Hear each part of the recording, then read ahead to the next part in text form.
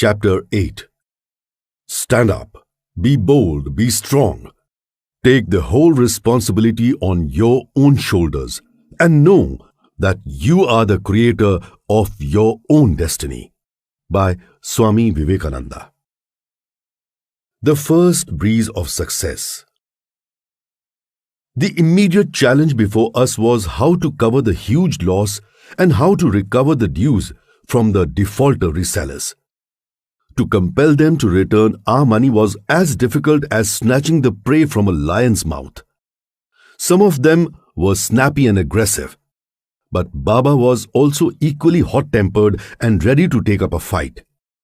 I had a hunch that had Baba gone to collect the dues, quarrels would surely have had ensued. Therefore, I diplomatically kept Baba away from this mess and decided to handle the situation myself. When I approached the defaulters, they sized me up then and there and perhaps hatched a plan. They began making up excuses that they didn't have money at all. But I also had my counter strategy. I sympathized with them and offered them some more time. I started visiting them regularly with endless patience. I always ensured that I was polite and humble. That was the first time I experienced how crafty people act in business. Example, if someone was unwilling to pay the dues, he would have innumerable reasons for turning me away. Whenever I would go, whether it was early, late, or exactly on time, they would decline under any pretext they could think of. But I was not a half-boiled egg either. I had made up my mind to recover our hard-earned money from them at whatever cost. I began urging the defaulters to return the money in installments. I would also express my concern to them that without their cooperation, we would have to shut down the business. At last, my perseverance yielded some fruit. I was able to recover half of our dues within a few months and the rest after a year. This exercise really tested my endurance. Having learned a hard lesson, we decided not to trust strangers anymore. We closed the business with defaulter resellers forever. Faith and patience. Since Baba and I got some relief, we concentrated on stabilizing our business. I voluntarily accepted all responsibilities and buried myself in business. At this juncture, I met my first critic. There was a person working in our shop who would sarcastically ask me, "Sir, if you keep doing menial jobs, when will you learn the art of business?" This guy was from a community well known for their business skills and he had a habit of boasting. He would insult me by saying, "Trade is our domain and not your cup of tea." It made me irate, but I never gave him a sharp reply. In fact, I could have shut his mouth by asking a simple question. If your community is so successful in business, why on earth are you working in our shop? Later, he left his job and started a business, but failed. I learned two valuable lessons from his story. First, business is not a monopoly of any community. And second, faith and patience are extremely important aspects for succeeding in any work. Hard work and skills are never in vain. We had adopted a frugal lifestyle owing to our pressed economic condition. I couldn't even afford a bicycle, so I would deliver goods by walking to the customers' houses. Whenever I was sent to purchase spices from Dera, Dubai, I would often opt for an Abra, wooden boat, to save money. There was a flour mill near our shop owned by an elderly Bangladeshi trader. I would address him as Mullah Chacha, uncle. He was a kind-hearted and taciturn businessman. Besides the mill, he was involved in the wholesale spice trading business in Dera, Dubai. My father and Mullah Chacha were good friends. We would purchase some of our spices from him and also get our grains ground in his mill. Chacha was fond of me. He taught me to operate the machinery in the mill. He would always inspire me by saying, "Young man, always remember that hard work and skill are never in vain." Once, as usual, I had gone to Dera, Dubai to purchase spices. After my work was over, I dropped by Mullah Chacha's office. He greeted me smilingly and inquired about my purchases. While conversing, he informed me that a few days back he had received high-quality stock of red chili powder and insisted that I purchase at least a 40 kg bag. Since I had spent our entire budget in other purchases, I was about to decline his offer. Understanding my difficulty, Chacha patted my back and said with assurance, "Son, don't let go of good quality things. I will give you the bag on credit." I listened to his advice and carried the heavy bag on my shoulder. It was a boiling summer afternoon and the temperature was 45 degrees Celsius. The chili powder mixed with my sweat and my skin began burning. But I didn't care, and after walking 5 kilometers, finally brought the bag into the shop. Since the powder was of really excellent quality, the entire stock was sold in a fortnight, and I earned a handsome profit. The first profit after the loss brought a breeze of happiness and hope. The incident really inspired me to take up entrepreneurship seriously.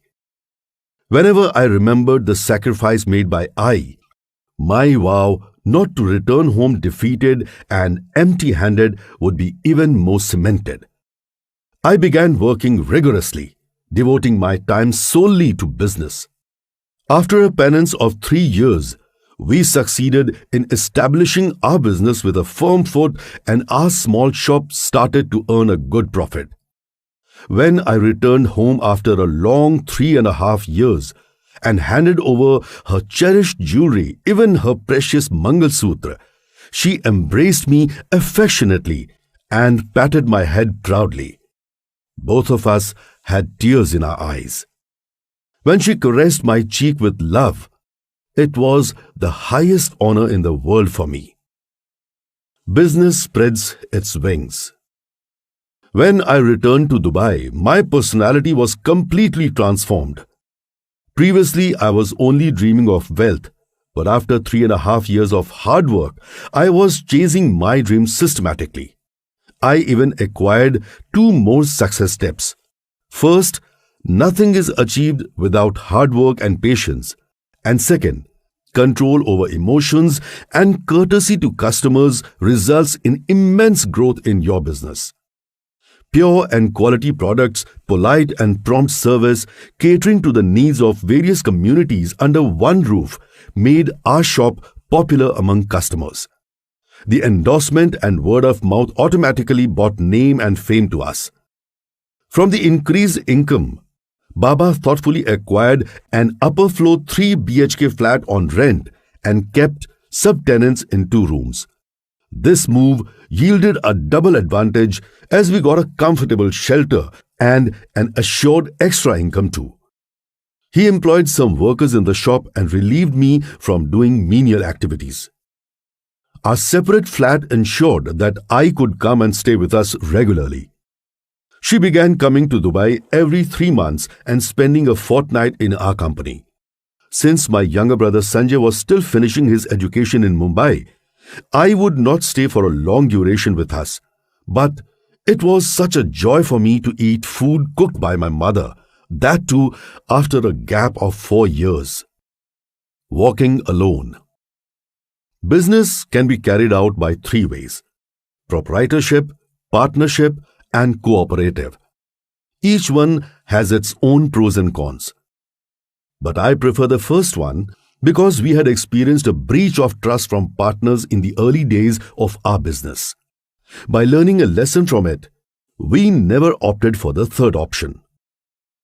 When our shop started yielding profit, we naturally thought of expanding the business. But to take that great leap, we did not have adequate capital. Hence, my father began searching for a business partner. His offer was attractive. The partner, without participating in the day-to-day functioning of business, was to obtain healthy returns on his investment. Very soon, we got a positive response from a wealthy South African Indian trader. We made an agreement with him and expanded the business. Our strategy and hard work proved successful and the profit increased. This made the partner jealous. He crafted a plan to take over the entire business. First, by breaching a clause in the agreement, he started interfering in the daily functioning. My father disliked this, and subsequently there was an argument. As a result, he unexpectedly broke the partnership and demanded his investment to be returned immediately, or else we had to sell the entire business to him. We were caught in a dilemma.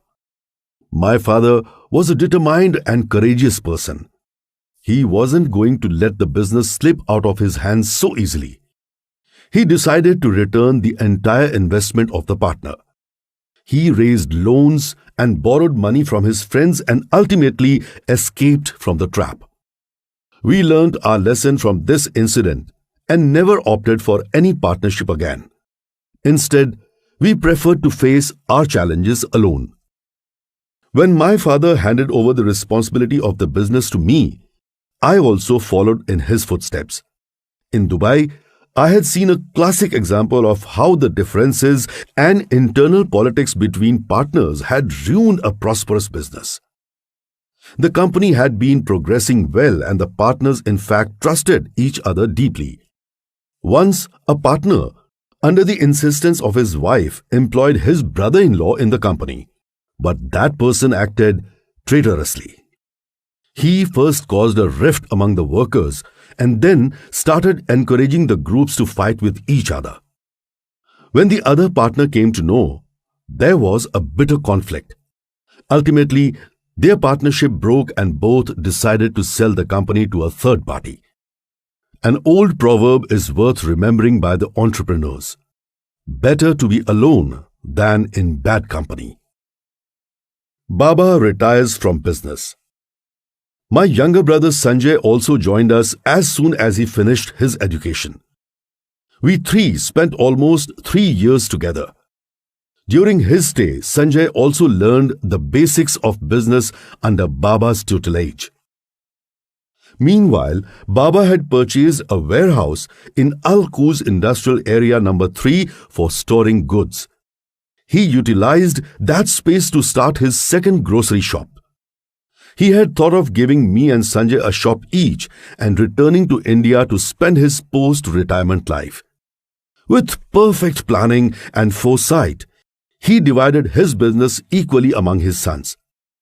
I got the retail business, whereas Sanjay got the wholesale business. To ensure that there would be no dispute between us, he had set a condition that we would run our respective businesses from separate locations. Thus, I settled in Dubai and my brother in the nearby Ajman city. Soon we started handling our independent responsibilities. Prior to his departure to India, Baba made a verbal agreement with me. He demanded that I should give him a fixed share of profit annually as a proprietor's right, and that too till his death. At first, I felt his demand to be very strange, but then I accepted the condition because he was right. Since he had invested his entire savings into the business, he was entitled to get his share as a return. Still, I was surprised by his enigmatic behavior, but didn't dare to ask him. Many years later, the mystery unfolded to me, but that is another story, and I will reveal it later in a separate chapter dedicated to my father. It was 1990 when I got the authority to run the shops independently. It simply meant that I had to take the decisions and also accountability for the same. My nature was not dashing and audacious like my father. Hence, I opted to proceed cautiously. Since childhood, I had experienced my fortune swinging rapidly between two ends, hope and disappointment, and this time I feared the latter. And I was right. Disaster was actually waiting for me around the corner. Opportunity seldom knocks twice. The word opportunism is often expressed with a negative tone and associated with selfishness. But I think it is the greatest virtue for a successful entrepreneur. Business is not charity and has to be done with the sole motive of profit. To earn profit, you must be prepared to wait for the opportunity at the right time, or at least make it work in your favor. I have learned this lesson from the disaster which came earlier than expected. On 2nd August 1990, when the Iraqi forces attacked Kuwait, a war broke out between Iraq and the rival international alliance. Since Dubai is a major international business hub of UAE, the fear of possible bomb attacks by Iraq gripped the Dubai citizens.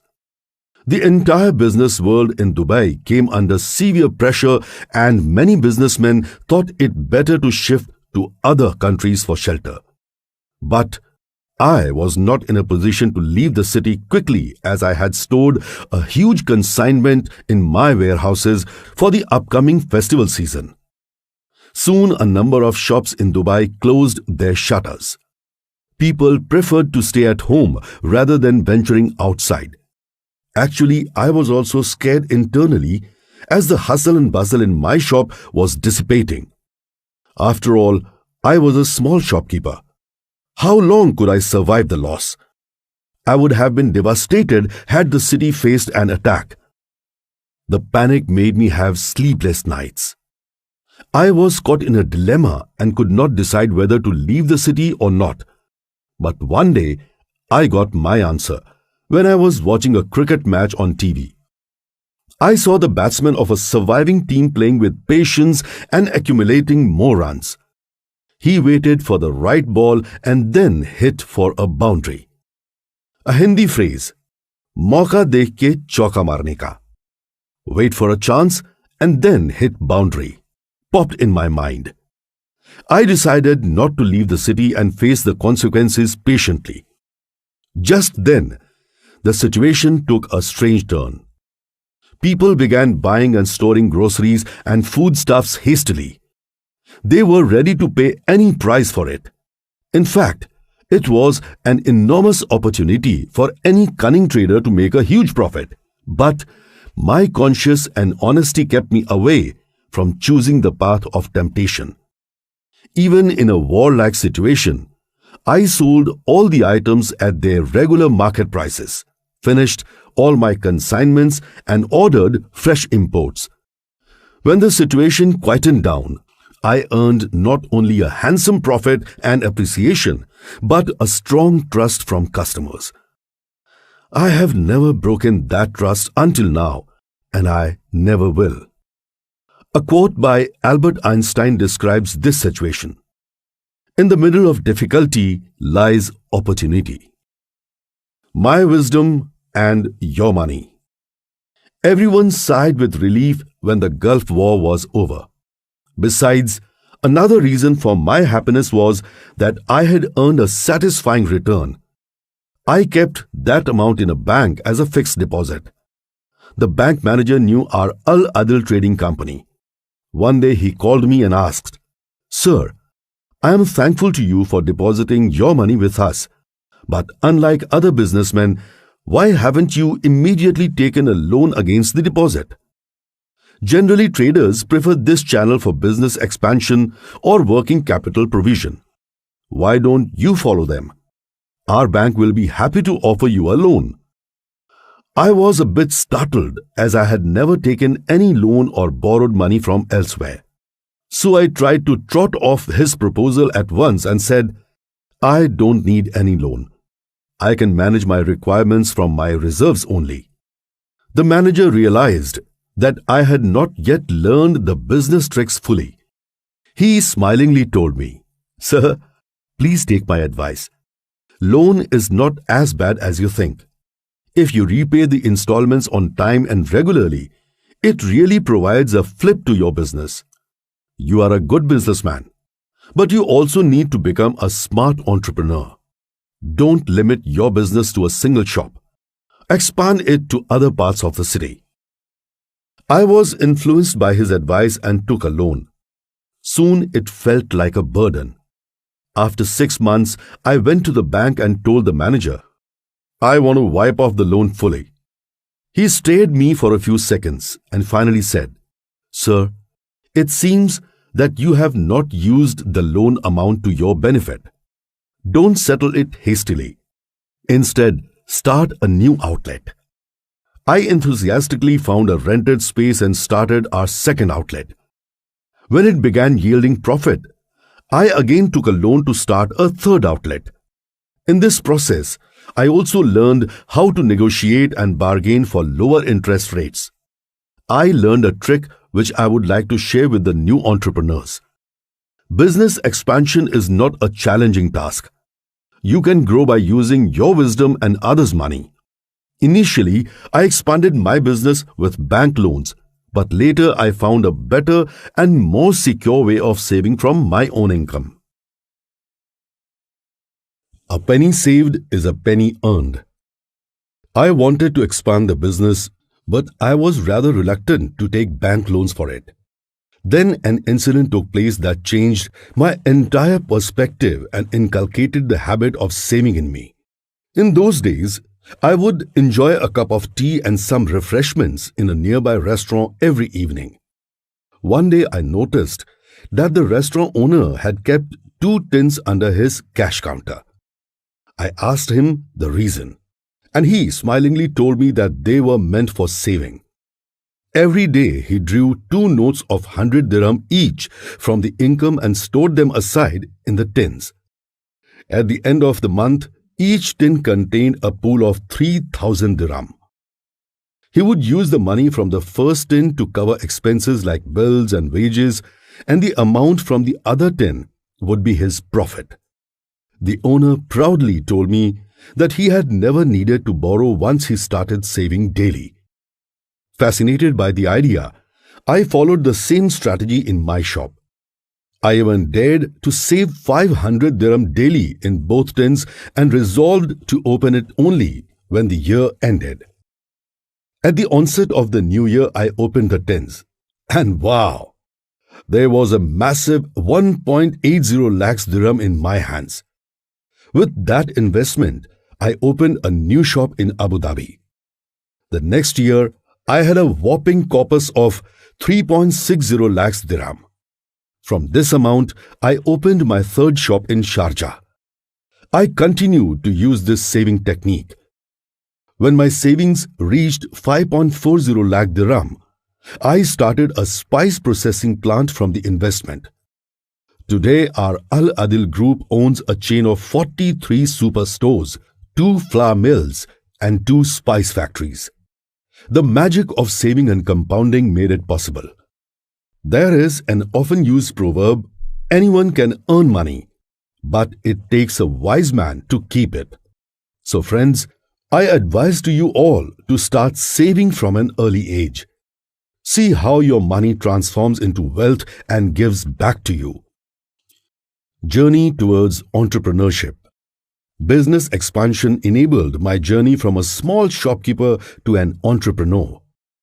Another incident happened which led me to implement advanced technology in our processes. Once a lady complained to me that there was chaff in a pack of cumin seeds. Next time, there was chaff in a pack of fennel seeds. It was happening as a result of the commodities being handled without gloves. I wanted to avoid human contact right from grading to packaging to ensure the safety of the products. Incidentally, I visited an international food exhibition at that time. Global producers had exhibited the newest technologies which would avoid human interference in food delivery. It amazed me. I remembered my childhood. My mother never allowed anyone to enter her kitchen when she was busy cooking. She was very strict in her discipline. She would remind us to wash our hands and feet thoroughly when we entered the house. Once I asked her the reason, and she replied that it was for maintaining the cleanliness of the food. She believed that food nurtures the soul. I got inspiration from the memory and decided to invest in the latest technology. I implemented the latest machinery in my factories and modernized the brand.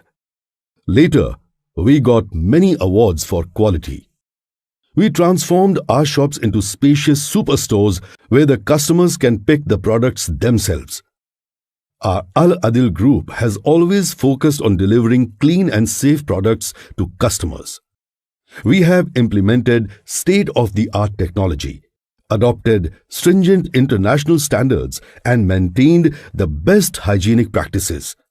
The most satisfying thing is that we have received zero complaints so far about product quality. A sapling grew into a tree. My father had started a tiny grocery shop in a rented space at Bur, Dubai in 1984. The little sapling has now grown into a huge tree named Al Adil Group. This enterprise has been instrumental in providing direct and indirect employment to hundreds of people. Today, this group encompasses a chain of 50 spacious superstores spread across Gulf countries, 2 modern spice factories, 2 flour mills, and an import-export company. Al Adil Trading Group has performed a key role in bringing more than 9,000 Indian products to UAE. The group also produces more than 700 products within categories like ready-made flours, spices, pickles, jams, namkeen, and instants under its own brand Peacock. Our group's Indian arm, Masala King Exports Private Limited, is successfully operating from Mumbai. Al Adil Group is in active expansion mode and increasing its outlets in other Gulf countries. It has established special trade routes in USA, Canada, Kenya, Switzerland, Italy, Eritrea, Kuwait, Oman, Bahrain, Saudi Arabia, and UAE. Recently, the headquarters of our group has been shifted to a spacious building located at Karama, a central part of Dubai. The office is equipped with all the modern amenities and technologies. It holds the capacity to accommodate 4 times the workforce than our current strength.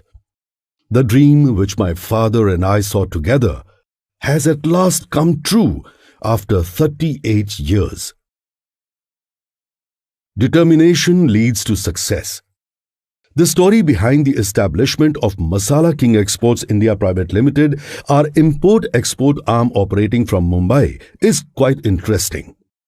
Previously, we had given the responsibility of handling our export to an experienced trader. As the volume increased, it became difficult for him to fulfill our demands and supply the commodities on time. He began giving reasons and excuses for the delay. At last, I decided to look into these operations myself and requested the trader to discontinue. He sarcastically remarked that the import-export operations, including documentation and logistics, was a complicated task, and I probably wouldn't be able to handle it on my own. Insults and bitter experiences in early life have made my nature aggressive. When someone provokes me by saying, "You won't be able to do it," or "This is not your cup of tea," I take up the challenge immediately. I was determined to show the trader that even inexperienced people, if given a chance, could perform better. Thus, I floated a separate company and purposely hired an inexperienced workforce for the company and motivated them to learn the processes on their own. To my surprise, my new staff quickly grasped all the skills and established good contacts with the authorities. In the very first year, our company displayed a superb performance and the volume of our export crossed the set target in advance. This is the power of collective determination. Abraham Lincoln has aptly quoted, "Determine that the thing can and shall be done, and then we shall find the way."